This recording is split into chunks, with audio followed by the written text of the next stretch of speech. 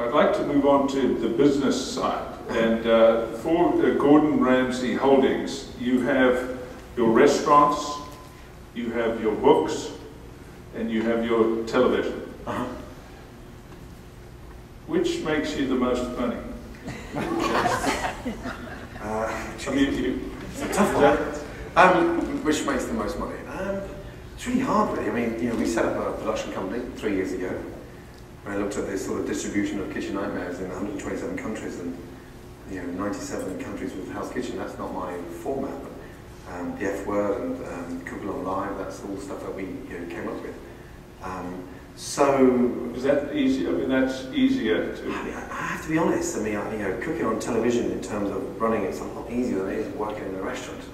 Any chef that turns around and says, "Oh my God, cooking on telly is a nightmare," they're lying shits, because you've got a team of home economists behind there making it look good, and that's why the whole cook-along strand across the UK last year, which we kick off this year with Fox. I want to see that transformation from raw to cooked, and viewing it publicly.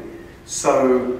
Yes, it is a huge advantage in getting paid that amount of it, but every penny goes back into the company in terms of developing and keeping it private, and I think more importantly, keeping your feet on the ground without, I don't want to sit there like some big fat cat with a boat and a cigar and act like some knob in Monaco Grand Prix. I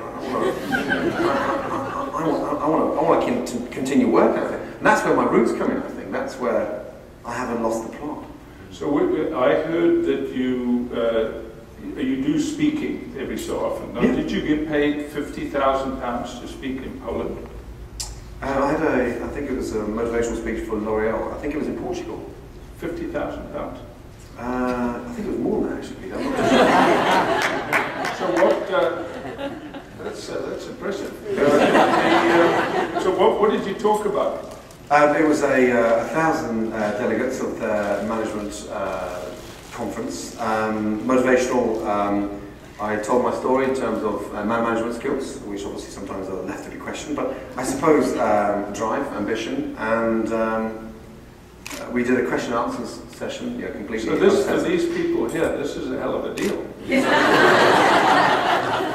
First thing I asked when I arrived today, I said to Jordan, I said, look, he said, we could have sold it out 3 times, and I said, look, it's Sunday night, it's unfair to bring everyone out of their home. How much are you charging people to come here tonight?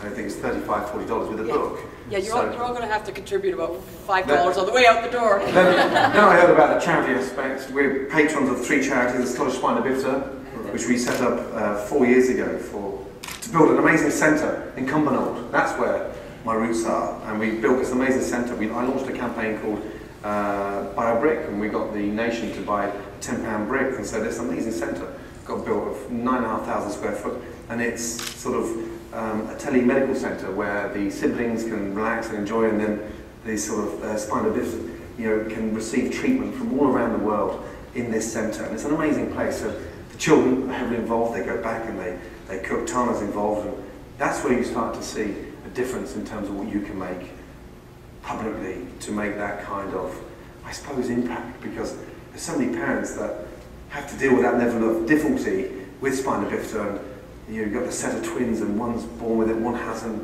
and it causes all sorts of stress, and this whole centre has helped to sort of alleviate that stress and make it a lot more, not enjoyable, but a lot easier on them, I think.